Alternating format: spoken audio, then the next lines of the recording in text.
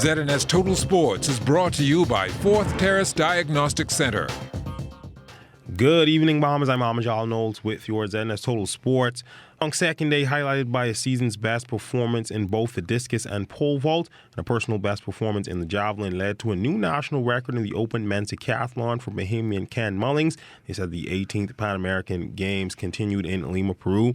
Mullings still finished 644 points short of a medal at the Games, but his collective performance was the best to date by a Bahamian. He finished 6th overall with 7,517 points, breaking his own national record by 90 points. Damian Warner repeated as Pan Am Games champion, winning with 8,513 points.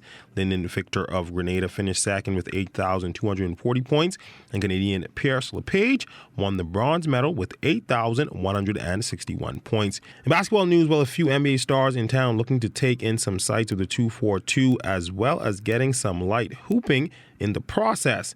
In a pair of viral videos making the rounds on social media, NBA stars John Wall, Eric Bledsoe, and DeMarcus Cousins can be seen playing some pickup basketball at a local church here in the capital. The trio, all former teammates at the University of Kentucky. Also in town was Houston Rockets guard James Harden, who got in a workout with national team player Jerron Keno Burrows at the Kendall G. Isaacs Gymnasium earlier this week, hoping that the off-season training would help him continue his momentum as one of the top 5 players in the NBA. In more basketball news from the Tropical Shootout yesterday at the D.W. Davis Gymnasium in girls action, the Bombers under-17 team showing off some of that swagger that they gained from their most recent Central Basket performance. The girls would click on all cylinders, making short work of the USA team 58-24. Yeah, that's what happened. We felt that in Central Basket we could have done a lot better. What happened was it didn't go the way we intended it to go, but what we did like about it was that we have a lot of young ladies that are under the age of 15 that's on the team. So it looks good for next year and the future. And they, like I said, they gel very well. Coming off of the experience, they feel like they've seen it at its highest level at their age group. So when they see teams that from the U.S. and other places that they are going against, it's like they're not afraid. I think we did a pretty good job where our talent is not that developed yet as a Bahamian team. They did an unbelievable job. They're quick, they're long, so we're a little bit smaller, but I think we'll fight through that and try to do our best to stop them. On the boys' side, it would be a much closer affair as Noble Prep would go down to the wire with the USA Coughlin team. That's before pulling it out at the end, 48-41. All right, well, just trying to get our guys back in the system of playing organized basketball, especially during the summer break. So even though it was a very close game, it was a very challenging game, and we enjoyed the fight between our opponents today, and it gave our guys the chance to dig deep and actually, find a little bit of character as far as trying to gut it out through all these little obstacles that we have to gut it through to win this game today. Probability notes with this school being a traveling one, these summer tournaments are vital. Well, definitely, my school is Noble Preparatory Academy, and we really a traveling school. So we don't really play a lot of local tournaments, but this year we want to get in at least 30 games, because we also host our tournament later on in the year. So we want to get at least 30 games in by time as that. So we're just trying to revitalize our program. And this is actually the beginning of our summer tournament play. So this is actually our second game. All right, so we have a far way to go to 30, but we're going to count them down game by game, and this was a true testimony of how they had to dig deep and find a lot of character to gut it out. Soccer news, 3 Bahamians impressing in action over in the States. The trio, all a part of the SI soccer program, along with Coach Alec Thompson, joined Southampton Town United from Long Island for the Gothia Cup or the Youth World Cup, and the team performed exceptionally well.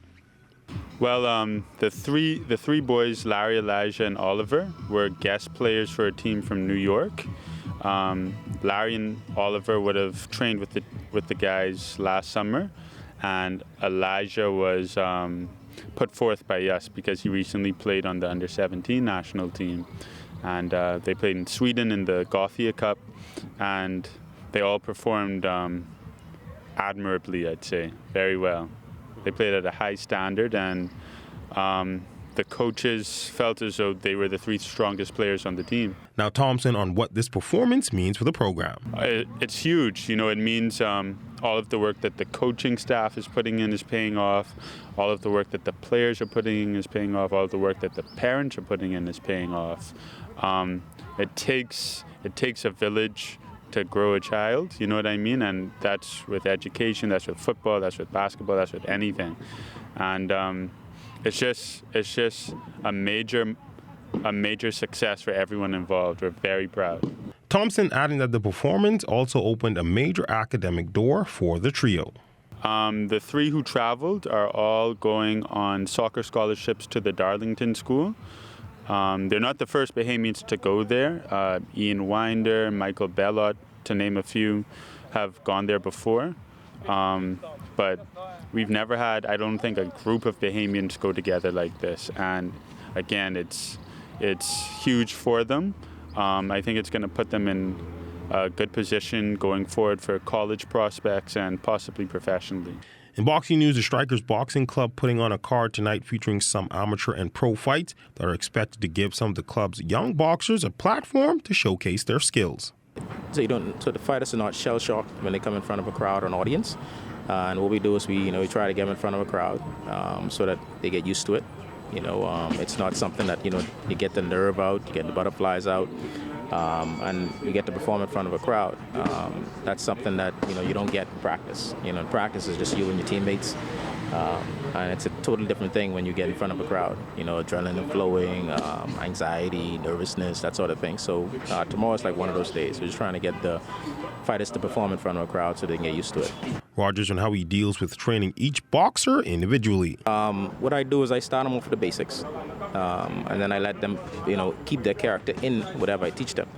And then as we go, if I see something wrong with one of them, then I teach all of them how to correct it.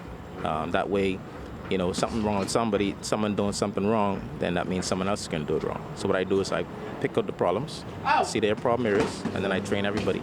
For amateur Gabe Brown, his match is all about raising some funds for a much-needed cause. Basically, this is an event that a frat brother and myself decided to put on so that we could allow local boxers to exhibit their skills. Also, for him and myself to be able to give back to charity based on the proceeds that we were to get from this event. So we wanted to put on a good show for the crowd, have actual sort of professionals exhibiting their skills, and also have the amateurs have a shot at it. Well, the proceeds will go to the winner's charity.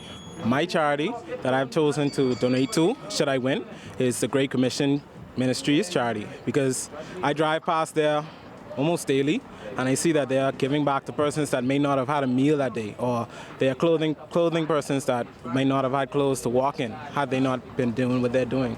In tennis news, the Bombers would face Jamaica today at the Under-12 Regionals in the Dominican Republic. In singles play, Sapphire Ferguson was strong and focused as she won her match 6-love, 6-love in less than an hour.